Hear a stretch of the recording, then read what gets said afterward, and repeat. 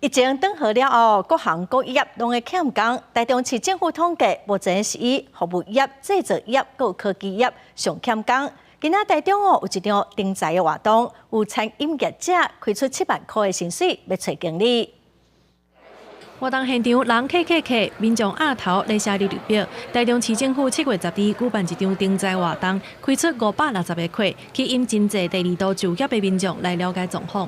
服务业就是类似像超市或者是百货业之类的，对，因为曾经有那边做过，所以就可能会比较往这方面去找。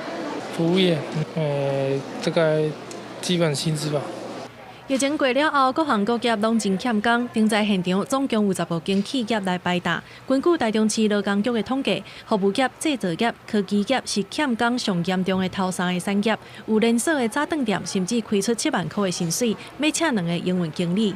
我们业绩有达标的一个部分，可能是对于说开店啊，对于说整体的一些门店的一个供货的一个量。 有达成的话，它是有机会来达到我们这样子的一个7万块的一个职缺。我们统计啊，包括像跟去年的比较，我们这些服务业，包括餐旅的，还有包括饭店业，大概成长了有将近2成以上的这样子的工作的一个机会啊。